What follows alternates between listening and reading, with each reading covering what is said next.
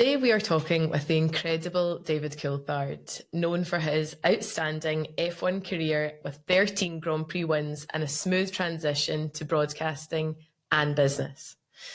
David's journey started in a family deep-rooted in business and in motorsport. We'll talk about his early days and how his family shaped his career, his efforts to support female drivers, and the lessons that he learned through motorsports. David's story also includes surviving a plane crash and multiple high-speed accidents, which have given him a really unique perspective on life and building resilience. After the track, he co-founded 2 companies and formed successful partnerships with Red Bull, Heineken, and Wings for Life. We'll dive into how high-performance sport helps to build teams and scale businesses. Get ready for an inspiring conversation. Enjoy. The family business, Hayton Coulthard Transport, has been running since 1916. And going back to the early days, your family always had a very strong tie to motorsport and to business. Can you talk a little bit about how that environment shaped you growing up?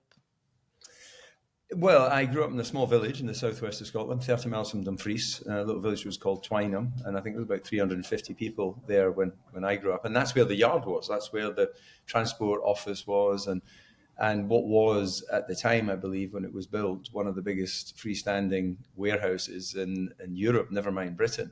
So my great-grandfather had great vision for, building that business and seeing beyond the sort of local dairy type business as it started out, taking milk from the farms and bringing it to the local creamery. And I grew up with a father who loved motorsport, a mother who loved my father, and they were quite a team, the two of them together, when it came to sort of building the business. They recognized the importance of whoever it was you were dealing with, building personal relationships with them and their families. And I think that's something that in this modern world of, hey, we'll just FaceTime and we'll just catch up online, it's fine for some things. But if you're actually looking for sustained relationships and to have someone that's got your back when things get difficult, because everybody loves a winner. We see it in sport. Everyone's there cheering when, the champagne's been sprayed, but you really find out who's with you in difficult times. Yeah, absolutely. And I think there's no bad time spent building those relationships. And you just never know when that comes to support you in life. So yeah, absolutely agree. And what kind of rules and routines did you have growing up? And have you emulated those with your son as he's got older? I'm always interested in the boundaries. Yeah, I think I'm not doing such a good job at instilling in him the same sort of cleanliness and organizational skills that my mum and dad instilled in me. It's a different generation thing, isn't it? It's, in my childhood, I have an older brother and I had a younger sister, and it was all hands on deck in the household. Everyone was expected to muck in and do all the sort of chores and help out. And it's a different lifestyle we have today. I live in Monaco. I'm no longer with my son's mother, and therefore that brings another sort of area that when it becomes you've got two managers rather than one united manager, which is what my parents were. So he is a curious one because my son's very sort of particular about his presentation and his hair and all the sort of stuff that I would have been fussy about. But then his traveling suitcase will look like he's literally tied everything in a knot when he's put it in there, fresh from the drawers. And I don't get that because I was a lot more organized. And people might wonder, why is that important? And I think everything's important. Everything that you look at, everything you touch, everything you see in your life is all part of a work ethic and a vision for how you prepare for your work or for your relationships. The kart track I was at yesterday, which I've got to say was a track I hadn't been at for 30 years. The great thing about him racing karts in the UK is I get to go back to my childhood.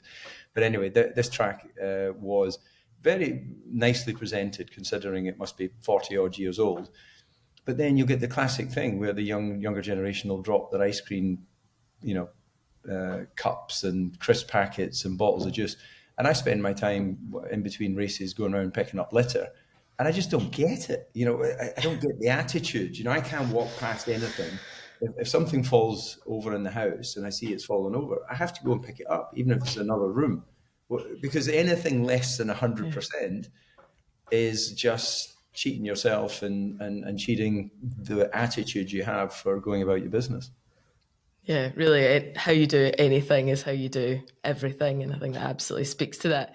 Do you think that's something that you learned growing up, like as a teenager, were you just like that? Because I know myself, I've definitely matured in my approach to, say, organisation. I don't know if I had that as a teenager, but I'm extremely organised now as an adult and mum of 3 kids. But I don't know if I could say my teenage self was as organised. I think I definitely had that at an early age. I'm not sure my older brother was as tidy, although I consider him a very sort of tidy and organised businessman now. Yeah, I guess we're all different, aren't we? And I being the middle child, I wanted to go racing. We were all given opportunities. 11 years old, I started racing, but before that, we were going to kart races in a motorhome. You know, I grew up in this traveling lifestyle with maybe 8 people sleeping in a small confined space, and you had to be tidy and you had to be organized. And it was also my job to clean it all afterwards. So I always say I've done more toilet duty than most people have probably been in a toilet.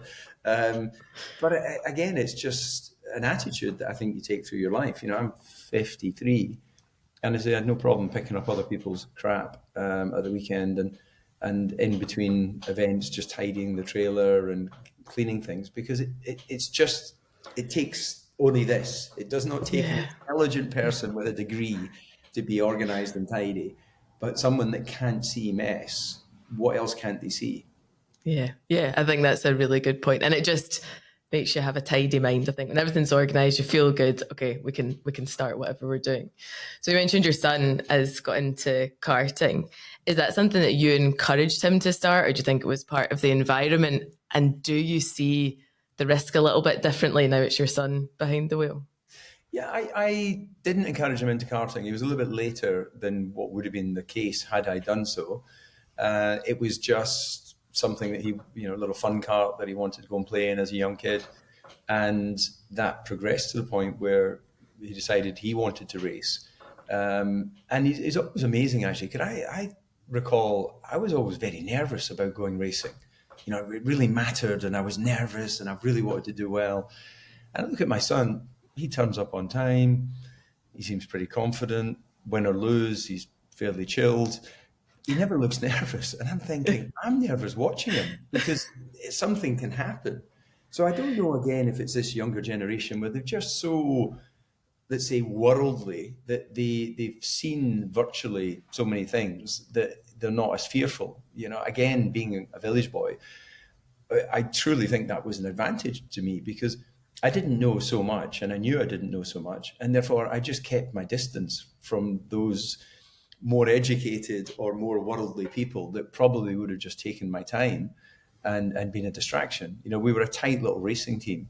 And to that end, Dave Boyce, who looked after me in karting, he's in his 70s now, looks after my son, because it's the same environment, it's the same advice. Obviously, Dave's older, but he's got even more experience. And I think it worked out pretty well for me. And therefore, I don't see why it would be a bad thing for my son, whether he goes on to race professionally or not. But I just think the grounding of there's many ways to do something right, but there's usually only one right.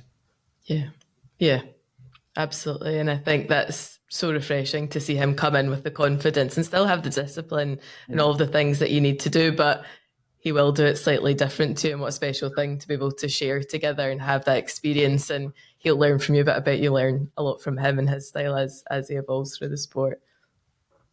So moving on to your sister Lindsay, sadly, who died in 2013. I heard you speak about her as a more naturally gifted driver, but the infrastructure just wasn't there to push her through. And I've heard you speak about how you're championing drivers, female drivers, to get that Lewis Hamilton treatment. Can you speak a little bit to that and how you see that changing? Well, as I say, I've got an older brother, 3 years older. Lindsay was 6 years younger. So by the time I was on the cusp of moving into cars at 17, then she'd been racing since 8.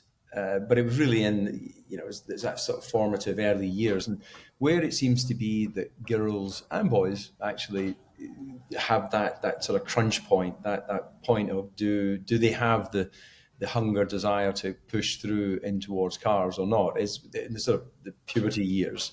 So going from young boys and girls into young men and women.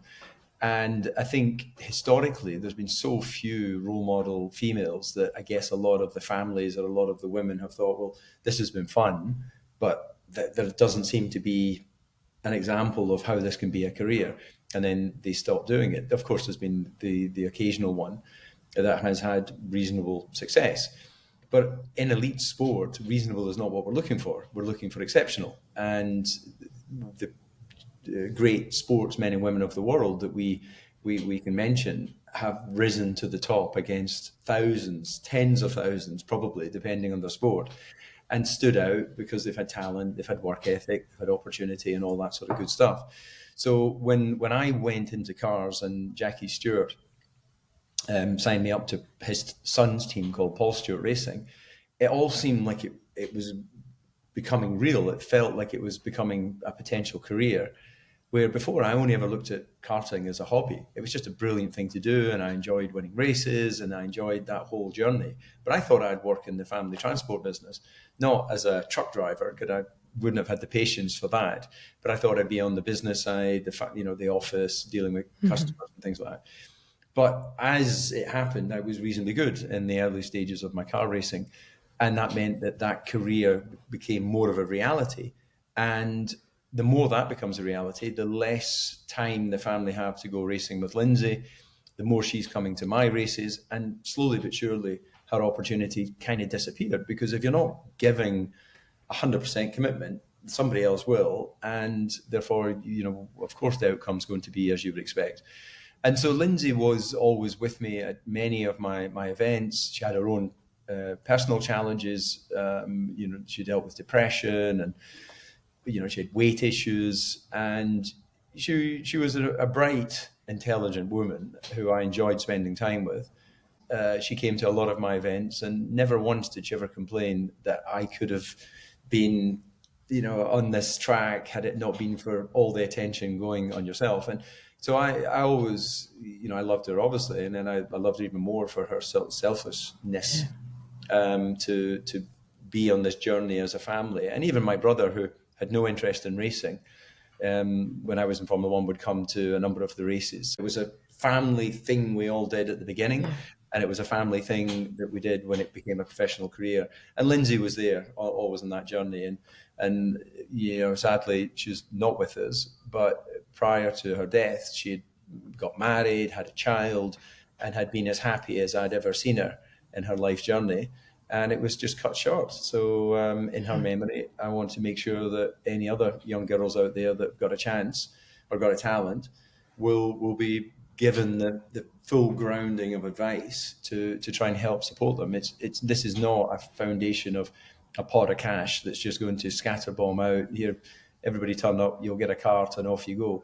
They already have to have, as a family, found their way into the racing scene, found their early legs of performance, and then we'll evaluate whether it looks like they've got that little spark. And if they have, they'll get the support. And if they haven't, sadly, like everything in life, there will no longer be support, because you cannot manufacture a miracle, to use a Robbie Williams line from one of his songs. You've got to have that desire and hunger and talent and need, all of the things that will separate you from the others.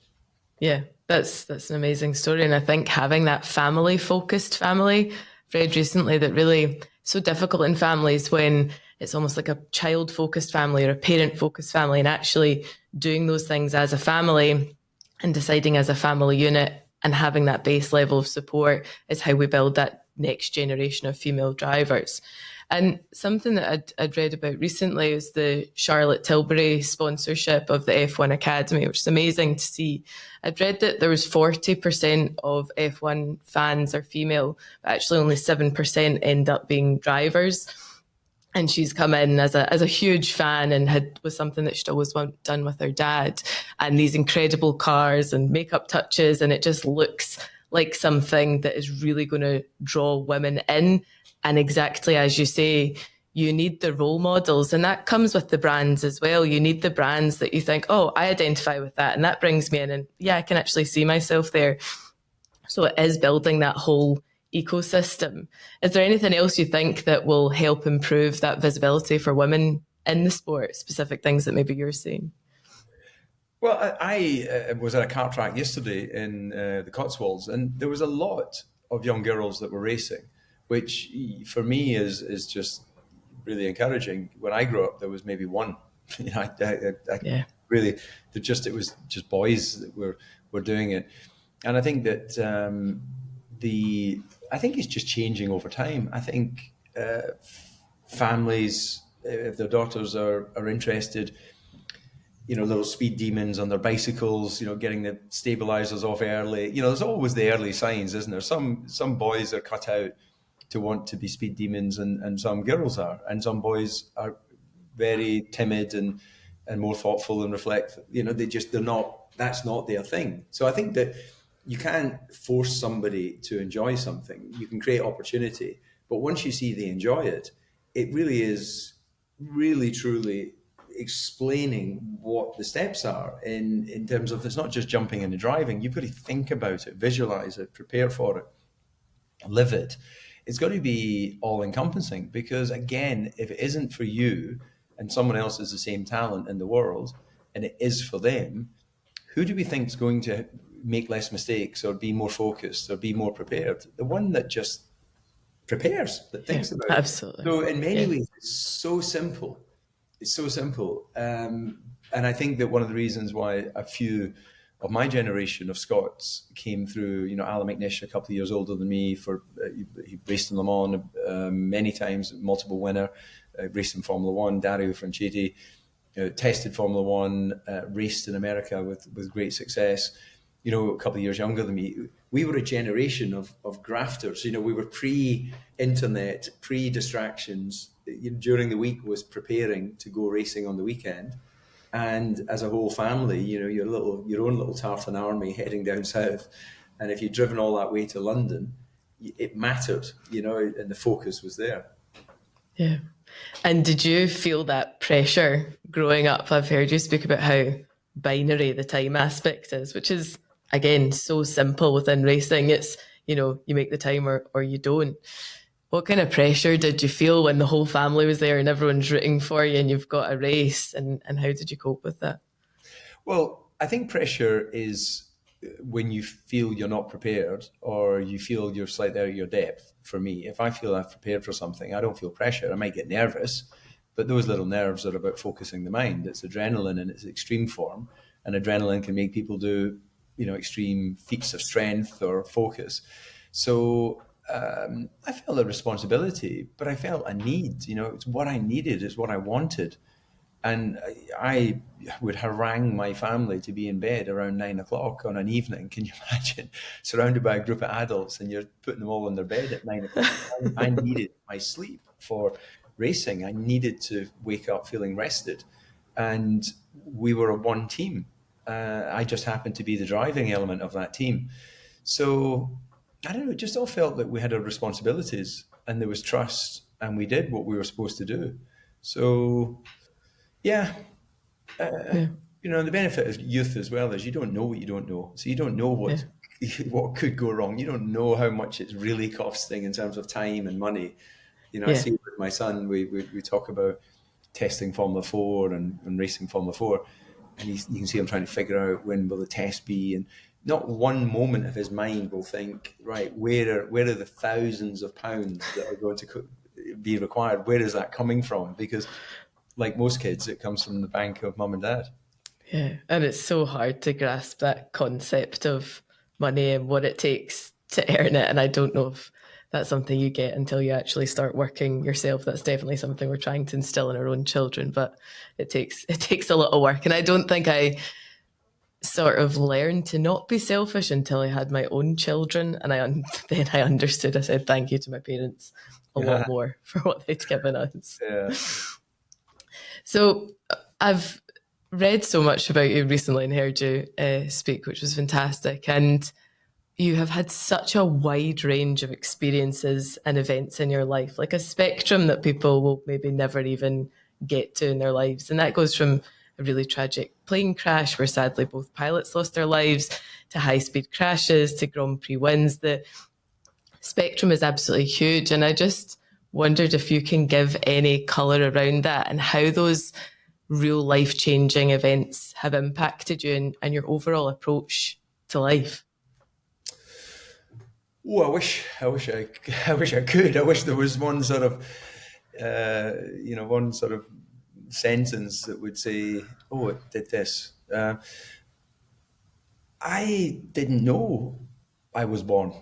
I didn't know I was born into a village in Scotland. I didn't. There's so many things you don't know when you're just making your way, and so everything that was presented to me was because it was there, and I understood because of my mother and father's work ethic that if I wanted something, I had to work for it. I had to do certain things to achieve that goal or that reward.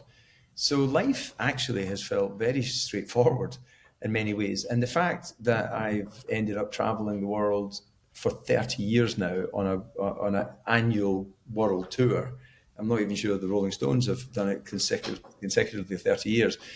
The fact that I've been, so incredibly lucky to see many of the amazing, wonders of the world, and to have competed at high level in sport, and to have met royals and do all this. The bottom line is, when I go home at Christmas and I'm back in the village and I'm sitting having a cup of tea with my sister-in-law and my brother and my mum and dad, and we're reflecting on life, I'm as happy then, and I will be as happy in the future when I go to that, as I was when I was 12, 13 years old and I'd come in from badminton club or whatever it was.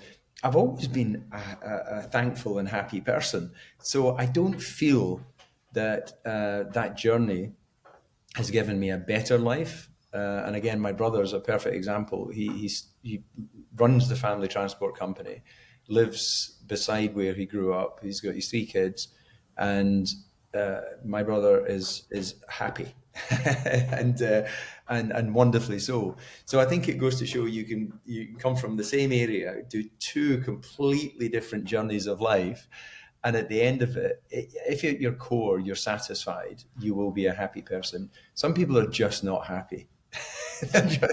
No matter what they get or what they've worked for, they just don't seem happy, and you can't be someone else. I used to say to my sister, I can't feel what you feel and I can't see what you see, but I can tell you that I love you and you're always welcome anywhere that I'm going. But the one request is from my side, we've got to move at the same pace, because if I feel I have to slow down to try and accommodate you, I'm going to be disappointed, frustrated, and I'm going to end up, we're going to have a discussion about it. But if we are shoulder to shoulder moving forward, aiming for whatever it is I think I'm aiming for that day, we're a team. And, you'd rather be on a team than be an individual. Yeah, absolutely. And I've heard before, and it's something that you're alluding to, that having that really strong family foundation and a great core unit is like this immovable golden egg inside you. So you can have all these life experiences and have really different lives to your siblings. But actually, when you all come together, you are a solid family unit. And as you say, really happy. I think that those early days just are the foundation for everything. And I see that over and over again. I learn it more myself with me and my siblings. We all have really different lives. We're so happy and so connected. And I think that comes from that family unit early days. I love it. I absolutely love it. And, why, therefore, do I not live up in Scotland in the village? Well, because my work is everywhere else. I don't have any work out there. So my work takes me all over, my production businesses and event companies and we're everything based in London, which is more accessible believe it or not, from the south of France on a flight than it is from up north where my family is. But yeah, but I don't know. I'm pretty happy with my lot, so I think that helps me have the energy to keep moving forward. Yeah. So moving on more to motorsports, how did you manage the dynamic in motorsport when you are pursuing your own individual success, but also the team success? Like, that feels hard for me to get my head around. So I'm interested in your perspective on that. I think a large part of my ability to deal with, let's say, that complicated challenge is the simple village boy mentality. What I didn't know didn't bother me, and I didn't stick my nose into things that I didn't need to know. I was very focused on what do I need to improve my performance? What are the tools at my disposal? Who's the race engineer? Who's the engine engineer? Who's the tire technician? What are the things that are part of a race car? Of course, I needed to know who the senior management was, because that's who you're dealing with. That's who you're negotiating with. But I didn't need to know how the front suspension was manufactured or the gearbox was put together. And I just never stuck my nose into business that was not my business, just for the sake of needing, the intellectual need to have more knowledge. And a bit like the engineer doesn't tell the driver how to drive, the driver doesn't tell the engineer how to engineer. And when that does happen, it's usually the beginning of a breakdown in relationship, because you don't go to the front of an aircraft when you're flying on your holidays and knock on the door and tell the pilot, I think you've taken the wrong routing, or what. Now, if you had deep concerns, you might do, but otherwise, you've just got to trust, haven't you? And a team is trusting people to do their job. If it turns out that they're not capable of doing their job, or they keep making the same mistakes, and the harsh reality is, you wouldn't keep them on your football team. You wouldn't, let a goalkeeper who keeps diving the wrong way be in the team because he's a fan favorite. He'd be on the bench. And that, in life and in business, is the way I view things as well. In modern society, it's so difficult sometimes to extract somebody from a position, because the system is so kind of supportive of that individual rather than supportive of the business as a whole. Do you understand what I'm alluding to, in terms of, in sports teams, no one's there that is not delivering. But in business, there's a lot of people in companies that are there who don't deliver. You can't get rid of them because they haven't actually done something that would be constitute, I forget the terminology, haven't had to do it, where you can remove them from their failure to remedy the fault, that you can fire them, basically. And I think we get so kind of bogged down in rules and regulations that just don't exist in sporting teams. Otherwise, these sports teams would never be the elite, high-performing industries they are. Yeah, and I think business often looks to F1 as an example of high performance team, but actually the same rules don't apply, because you're not always with the elite. You've got the people that love what you do. And in a company, you'll always have the people who are totally bought in, on the mission, will die for the company. There's then people in the middle who think, it's fine, it's here, we're getting there. And there's people just actively disengage and don't enjoy what is happening. And that just wouldn't be true in an F1 team. Like, you just wouldn't have that. It wouldn't be tolerated, whereas actually in business, that is understood, tolerated by pretty much every business on the planet. And still that becomes the norm. But still, we want the high performance team at F1 level, but the same rules definitely don't apply. Yeah, I think especially in this modern society, it's all this sort of lifestyle.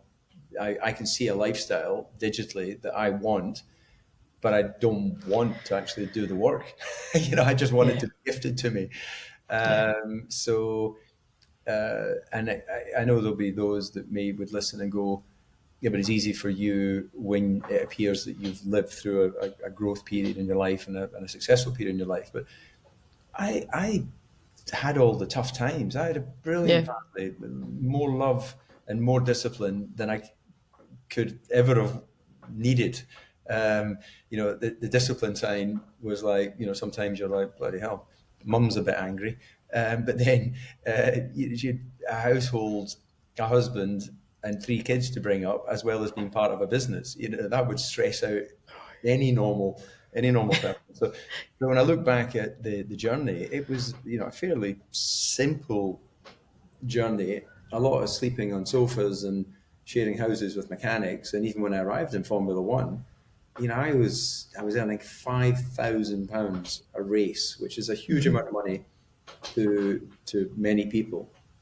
But when you liken that to professional sport, do you think any player in the Premiership is earning £5,000 a race, per match? You're used to.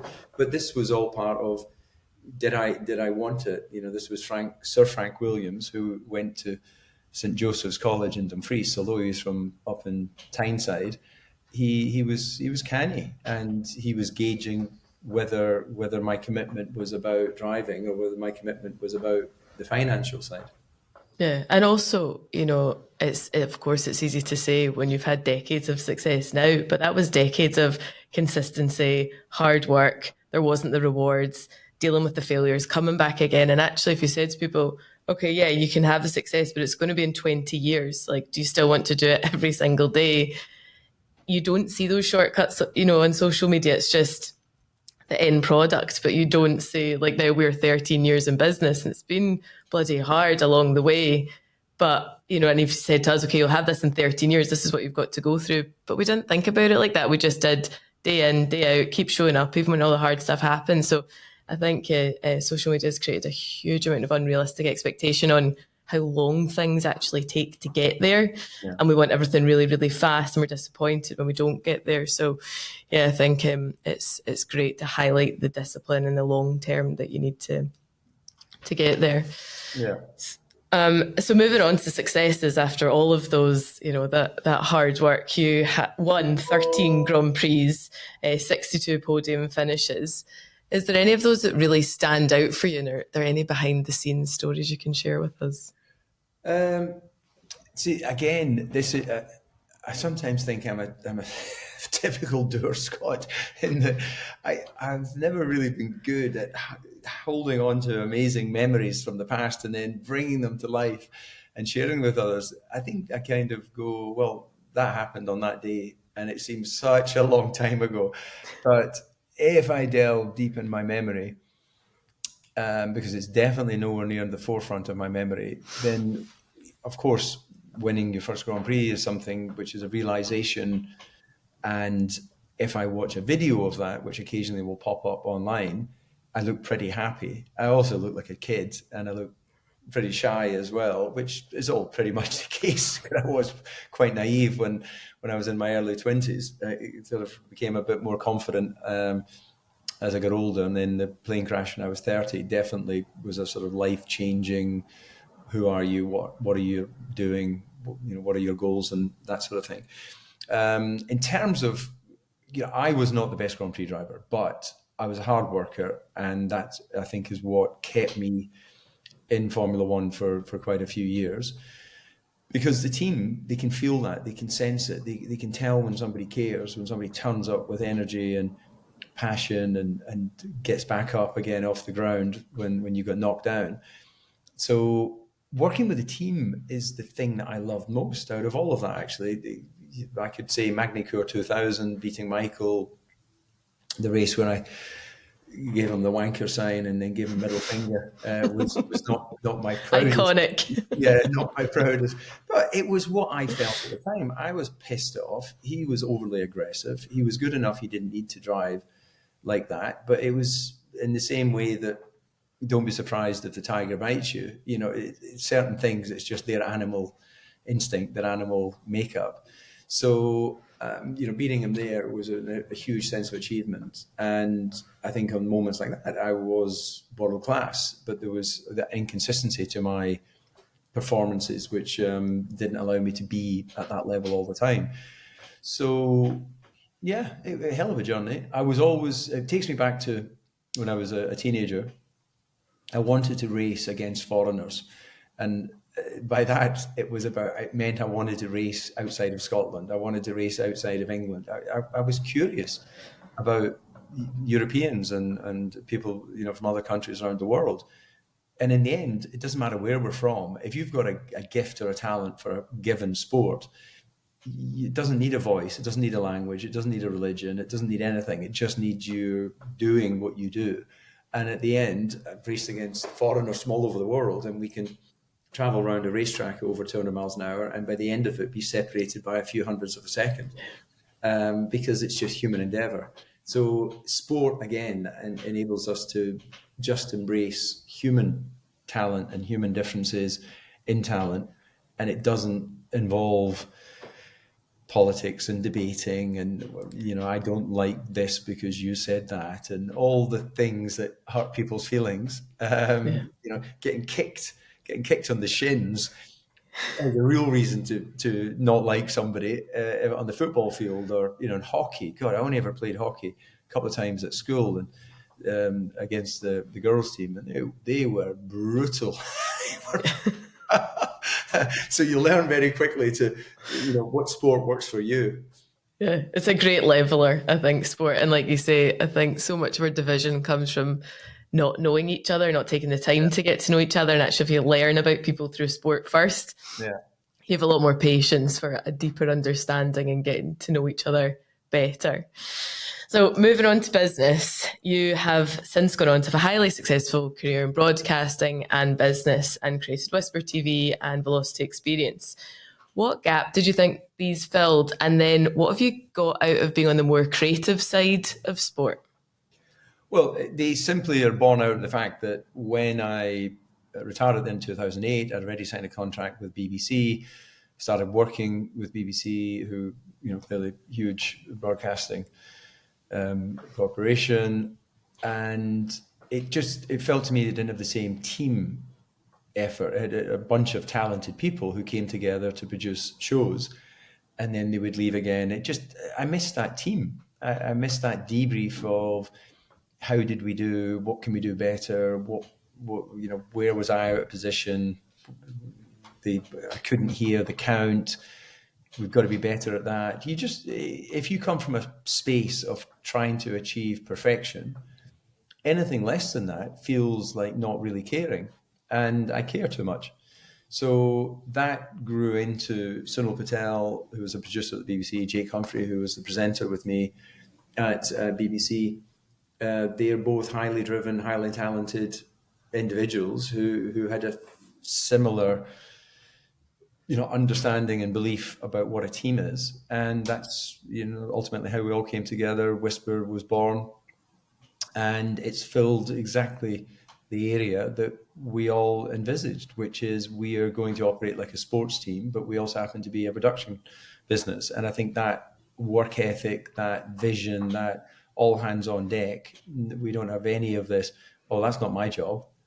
Well, right now we don't have someone, and you can hold that or do that or whatever the role has to be. We just need people that want to be on the team. And, we have incredible diversity, inclusion, almost 50-50 men and women, all of the things that we believe in, we're doing, rather than tokenism, which a lot of other companies, have a diversity and inclusion department, which is basically just to have a department. And the other thing, actually, I really admire success, and I really am respectful of the companies that have been there for many years before us. There's several fantastic production companies, much bigger, who do a great job that we compete with for certain contracts.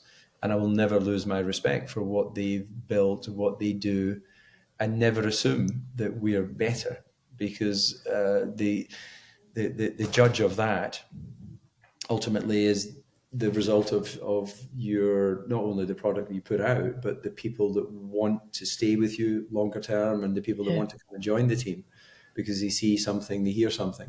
So that was where Whisper came from.